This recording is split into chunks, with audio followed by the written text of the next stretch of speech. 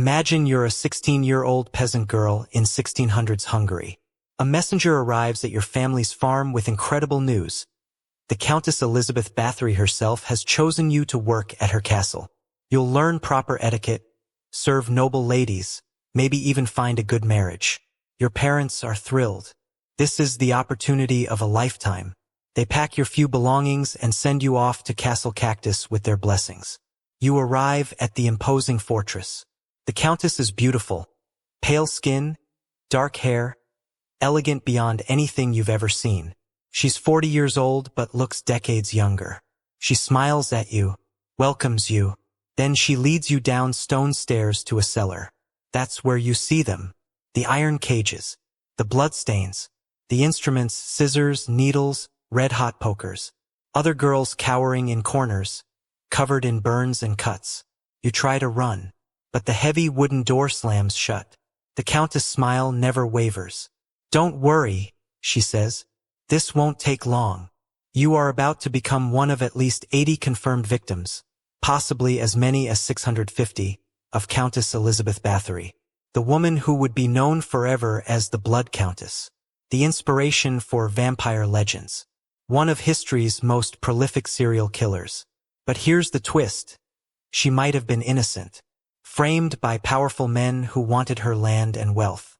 Or she might have been exactly the monster they said she was. This is her story, and 410 years later, we still don't know the truth. Subscribe right now if you want dark history that challenges everything you think you know. Hit that bell. Tell me in the comments, have you heard of Elizabeth Báthory before? Most people haven't, despite her being potentially the most prolific female serial killer in history. Because this story has everything: nobility, torture, political conspiracy, vampires, an unsolved mystery that historians are still debating today. Was Elizabeth Báthory a sadistic serial killer who bathed in the blood of virgins to stay young? Or was she a powerful woman destroyed by men who wanted to steal her fortune? The evidence is murky. The testimonies contradict. The most famous part of her legend, the bloodbaths, probably never happened. But something dark definitely occurred at Castle Countess between 1590 and 1610. Let's go to 16th century Hungary and meet one of history's most controversial figures. August 7, 1560. Nyírbátor, Kingdom of Hungary. Elizabeth Báthory was born into one of the most powerful families in Eastern Europe. The Báthory family controlled vast territories in Hungary and Transylvania. They included kings of Poland, princes of Transylvania, cardinals of the Catholic Church, judges and military commanders. Her father was Baron George VI Báthory. Her mother, Anna Báthory, was also from the noble family. Her uncle Stephen Báthory became King of Poland in 1576. This was serious aristocratic power. The kind where you own entire towns, have your own armies, and answer to almost nobody. But the family had a dark side. Several Báthory relatives were known for cruelty and sadism. One aunt allegedly taught Elizabeth torture techniques. An uncle was rumored to be a devil worshipper. A brother was an alcoholic and sexual deviant. Whether genetics, environment, or legend, the Báthory family had a reputation for violence. Elizabeth grew up in an environment where nobles had absolute power over peasants. Torture and harsh punishment were routine. Life was cheap, especially if you were poor. She received an excellent education for a woman of her time. She spoke Hungarian, Latin, Greek, and German. She studied music, literature, and courtly etiquette. She was considered beautiful, pale skin, dark hair, elegant features. Portraits show a refined, intelligent-looking woman. At age 11, she was engaged to Count Ferenc Nadasdy, a member of another powerful Hungarian family. The marriage was arranged for political and financial reasons, merging two great noble houses. Some accounts claim Elizabeth became pregnant at age 13 by a peasant and had the baby secretly sent away. This story may be rumor, but it appears in multiple historical sources. May 8, 1575. Elizabeth married Ferenc Nadasdy. She was 15. He was 21. The wedding was a massive political event. Thousands attended. The couple received Castle Countess as a wedding gift, a massive fortress in what is now Slovakia. Ferenc was a military commander, constantly away fighting Ottoman Turks. For most of their marriage, Elizabeth was alone, managing vast estates and hundreds of servants.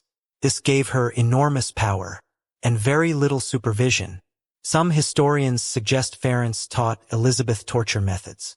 He was a brutal warrior known for impaling Turkish prisoners and displaying their bodies.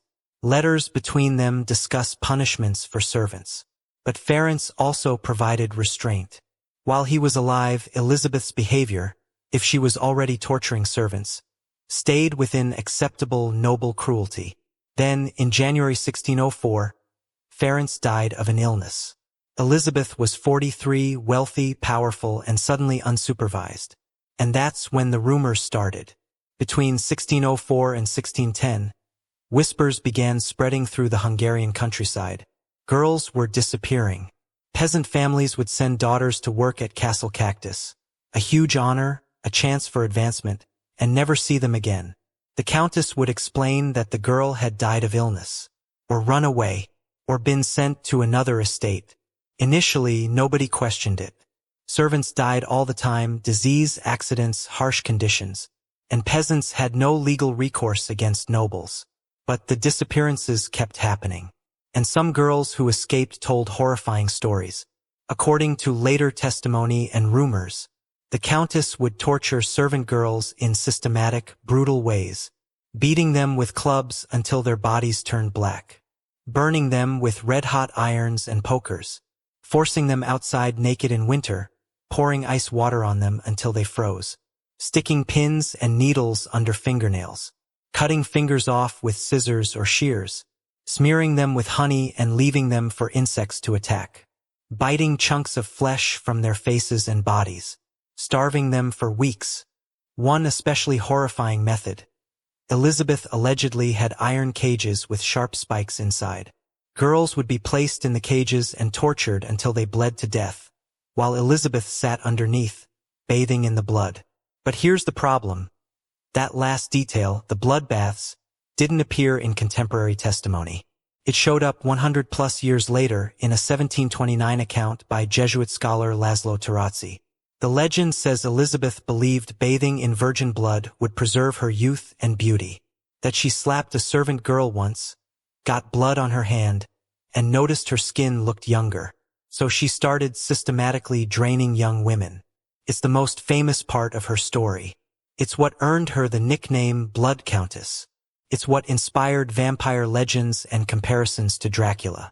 And it's probably completely made up.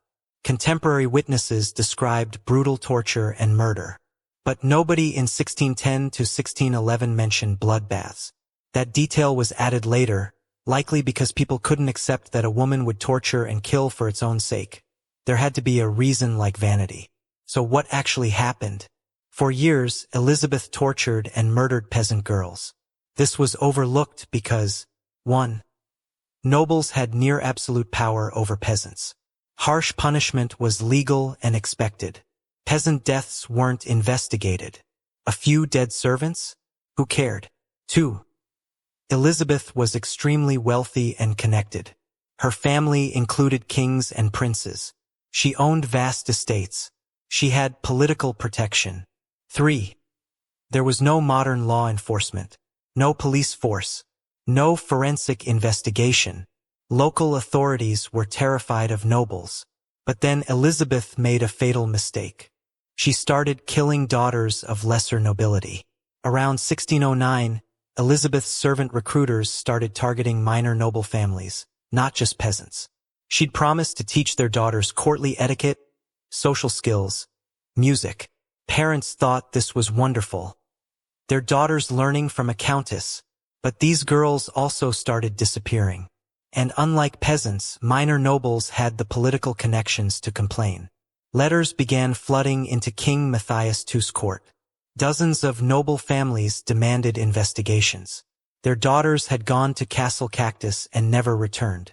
The king couldn't ignore this. Torturing peasants was one thing. Killing noble daughters? That crossed a line. King Matthias ordered an investigation. He assigned it to Georgi Thurzo, Count Palatine of Hungary, the highest-ranking official in the kingdom after the king himself. Thurzo was also Elizabeth's cousin. The families were connected through marriage. This created a conflict. Thurzo had to investigate his own relative. But he also couldn't be seen protecting her if she was guilty. Throughout 1610, Thurzo's investigators quietly gathered evidence. They interviewed over 300 witnesses, servants, neighbors, locals who'd seen suspicious activity. The testimony was horrifying. From servants who'd worked at the castle and escaped, they described systematic torture, described seeing bodies being buried at night, named other victims, detailed specific methods of torture. From castle staff forced to participate. Some had been ordered to help dispose of bodies. Some had dug graves in secret burial sites. Some had witnessed murders firsthand. From villagers, they'd seen girls arrive at the castle, never saw them leave, noticed strange nighttime burials, heard screams from the castle. From families, parents testified their daughters had gone to the castle and disappeared. Some received messages claiming the girl died of illness. Bodies were never returned for proper burial. The evidence mounted. But Thurzo needed to catch Elizabeth in the act. December 29, 1610. Some sources say December 30th. Thurzo and a group of armed men rode to Castle Countess unannounced. According to some accounts, they found Elizabeth mid-torture. A girl bleeding, another girl dead, blood everywhere. According to other accounts, Elizabeth was having dinner when they arrived, and the torture victim was found separately. Either way, they found evidence, torture implements, fresh bodies, survivors with horrific injuries. Thurzo immediately placed Elizabeth under house arrest in her castle. 4 of her servants were arrested as accomplices. Dorothea Sentes, also called Dorca, elderly woman, Elizabeth's former wet nurse. Helena Jo, another elderly servant, helped procure victims. Katerina Banica, younger woman, participated in tortures. Jano Shugeri, also called Fixco or Ibis, male servant, helped with disposal of bodies. January 2, 1611. The first trial began, but not for Elizabeth, for her 4 servants. This was unusual. Normally the noble would be tried first, and servants would testify against them. But Elizabeth's status as a countess protected her. Thurzo convinced King Matthias that actually putting a noblewoman of her rank on trial would damage the entire Hungarian nobility. It would suggest nobles could be treated like common criminals.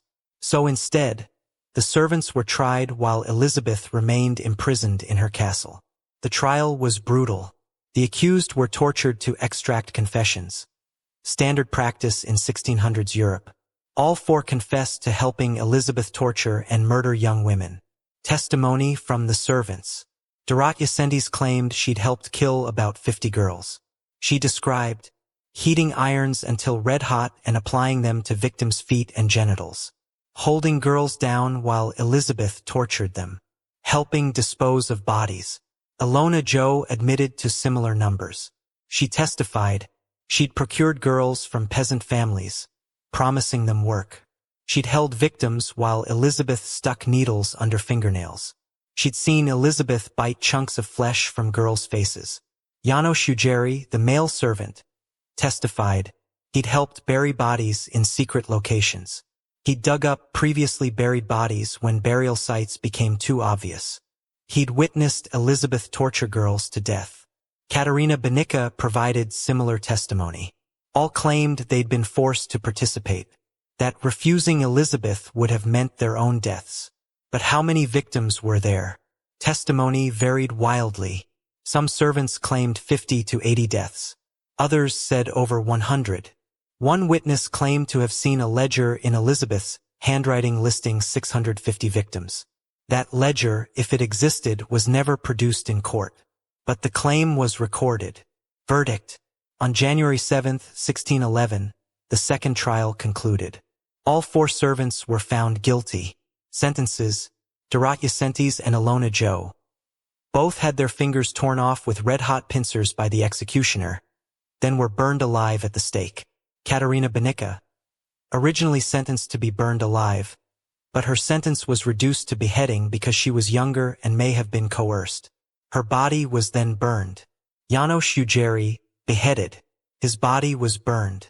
The executions were public, meant to satisfy justice and warn others. But what about Elizabeth? King Matthias wanted Elizabeth executed. He wanted a trial, public testimony, a conviction, and death. But Thurzo refused to allow it. His reasoning: a public trial would humiliate the entire Hungarian nobility. Elizabeth's family connections could cause political chaos. Executing a countess of her status was unprecedented. Thurzo proposed an alternative: lifelong imprisonment without trial. Elizabeth would never be formally convicted, but she'd never be free. King Matthias reluctantly agreed, probably because Elizabeth owed the crown significant money. Her late husband had borrowed from the king. If Elizabeth was convicted and executed, her estates would pass to her children, and the debt might be forgiven. But if she was simply imprisoned, the debt could be pursued. So politics and money mixed with justice. Elizabeth Báthory was never tried for her crimes. Instead, she was placed under permanent house arrest in Castle Countess. The punishment was creative and brutal. Masons were brought in. They bricked up the windows and doors of Elizabeth's chambers, leaving only a small slot for food and waste removal. She was entombed alive in her own castle. She had a bed, a chamber pot, and darkness. No sunlight, no visitors, no conversation. She would remain there until death. For 4 years, Elizabeth lived in those sealed chambers. Did she feel remorse? Did she maintain her innocence? Did she go mad in the darkness? We'll never know. She left no written accounts, no confessions, no memoirs.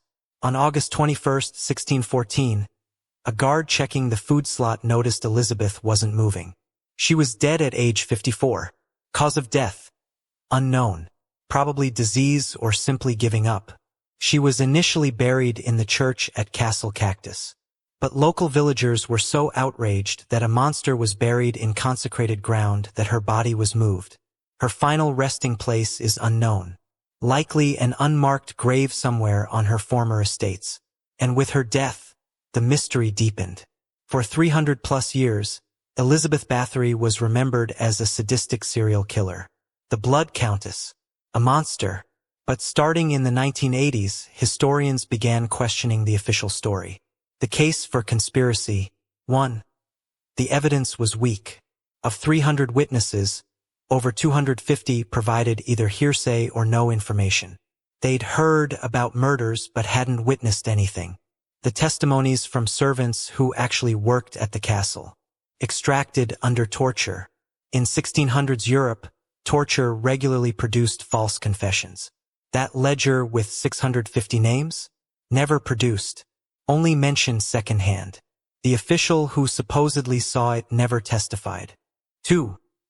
Political motivation. Elizabeth was immensely wealthy, one of the richest people in Hungary. She owned multiple castles, vast agricultural estates, villages and towns, a fortune in gold and jewels.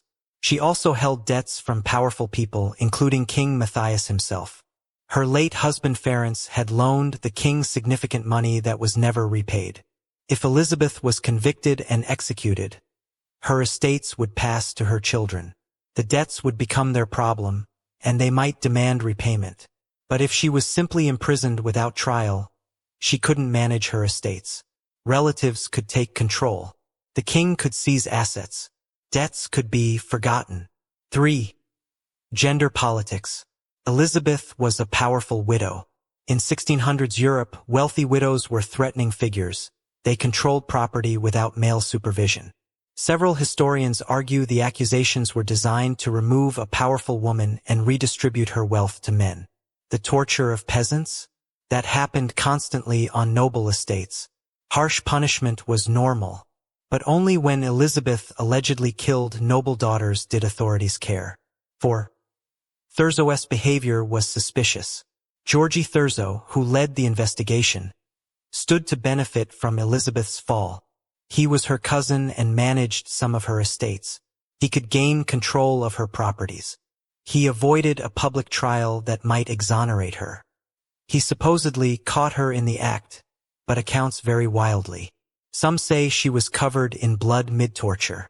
Others say she was eating dinner and victims were found separately. His letters to his wife described the raid in vague terms, almost like he wanted deniability. 5. The timing. The investigation began shortly after King Matthias started demanding Elizabeth repay her late husband's debts. Convenient timing for an investigation that resulted in her permanent imprisonment and asset seizure. The case against conspiracy. 1. A 1602 letter from a priest. A Catholic priest wrote a letter in 1602, 8 years before the investigation, complaining about the excessive cruelty Elizabeth and her late husband showed toward servants. This predates any political motivation. The priest had no reason to lie. 2. Multiple independent witnesses. Yes, many testimonies were hearsay, but some witnesses were independent, villagers, families of victims, people who had no connection to Thurzo. Their accounts were consistent. Girls went to the castle and never came back. 3. Physical evidence. The investigators found torture implements, fresh bodies, and survivors with horrific injuries. That's hard to fake. 4. The servants' confessions were detailed. Under torture, people usually give simple confessions. Yes, I did it. But Elizabeth's servants provided incredibly detailed accounts. Specific torture methods, burial locations, victim names. Either they were telling the truth or they were tortured into memorizing an elaborate script. The latter seems unlikely. 5. Elizabeth never denied it. During her 4 years of imprisonment, Elizabeth never wrote letters proclaiming her innocence, never demanded a trial, never appealed to her powerful relatives. Her silence seems odd if she was innocent. So what's the truth? After 410 years, historians still debate.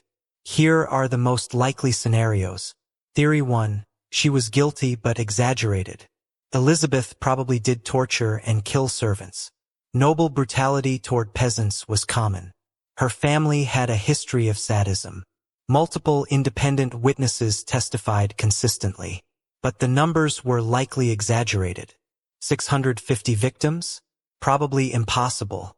Even 80 seems high given the time frame. More realistically, she killed 20 to 40 people over 15 years. Still horrific. Still serial killer territory. But not the astronomical numbers claimed. The bloodbaths? Added later for sensationalism. The real torture was brutal enough without vampiric legends. Theory 2. She was guilty, and it was 650 plus.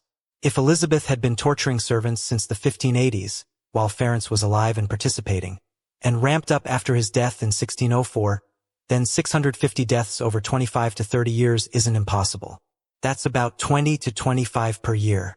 On estates with hundreds of servants, in an era with no forensic investigation, with victims who were legally property.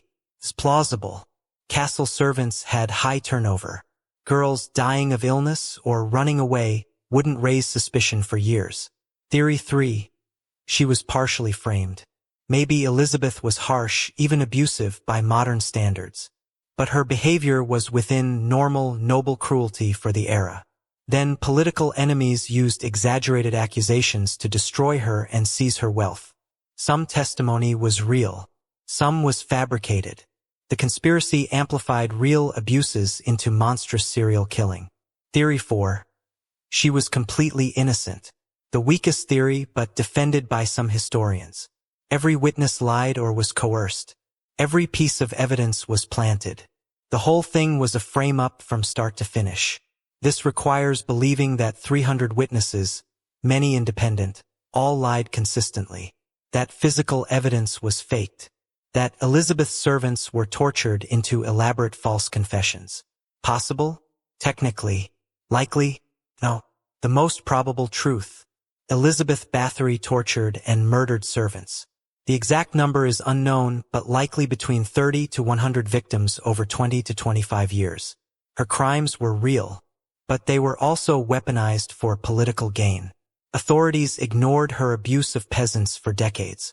When she started killing noble daughters, Suddenly her wealth became convenient to seize. Both things are true. She was a killer and she was politically destroyed. The vampire legends, the bloodbaths, the quest for eternal youth, were added later by writers who couldn't accept that a woman would kill for sadism alone. Elizabeth Báthory became a cultural icon. In folklore and literature, she evolved into a vampire figure, the Blood Countess who bathed in virgin blood. She's been portrayed in dozens of books. Films like Countess Dracula, 1971, and Báthory, Countess of Blood, 2008. Music by bands like Venom, Cradle of Filth, and Ghost. Video games, TV shows. She's often compared to Vlad the Impaler, the inspiration for Dracula. Some claim she inspired Bram Stoker, though there's no evidence he knew about her. Guinness World Records listed her as the most prolific female murderer and one of the most prolific murderers of the Western world. But that record is based on the unverified claim of 650 victims. Modern criminologists note that if the high numbers are accurate, she'd be one of history's worst serial killers, regardless of gender. Female serial killers are rare, about 10 to 15% of all serial killers. When women kill serially, they typically use poison rather than violence, kill for money or revenge, target people they care for, family, patients. Elizabeth's case, if true, is unusual. A woman using brutal physical torture to kill strangers for sadistic pleasure. That's almost exclusively a male pattern, which is partly why some historians doubt the accounts. Society in the 1600s couldn't conceive of a woman as a sadistic killer, so they added the vanity angle, bloodbaths for beauty, to explain her actions. But other female serial killers existed. Daria Nikolaevna Saltykova, 1730s to 1760s Russia, noblewoman who tortured serfs to death. 38 confirmed victims, possibly 100 plus. Gwendolyn Graham and Catherine Wood, 1980s USA, nurses who murdered elderly patients for sexual thrills. Aileen Wuornos, 1990s USA, killed 7 men, claiming self-defense against rape. So women are capable of serial murder. Elizabeth's case fits the pattern of power-motivated killing, using absolute authority over vulnerable victims. At least 80 dead, possibly 650. Systematic torture over decades. A countess who wielded absolute power over hundreds of servants. And 410 years later, we still can't agree on what really happened. Was Elizabeth Báthory history's most prolific female serial killer? A sadistic monster who tortured young women to death for pleasure? Or was she a powerful woman destroyed by men who wanted her wealth?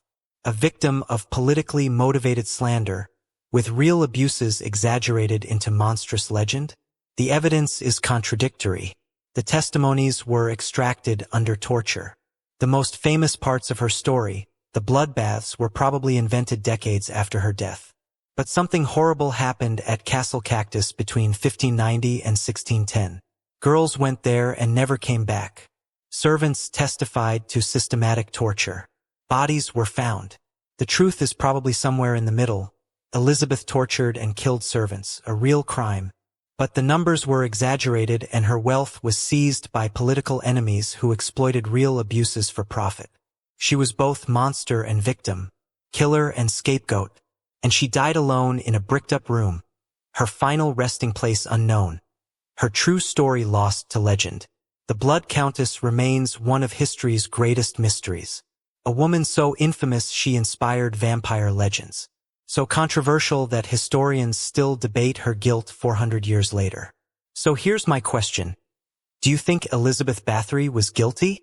A serial killer who got what she deserved?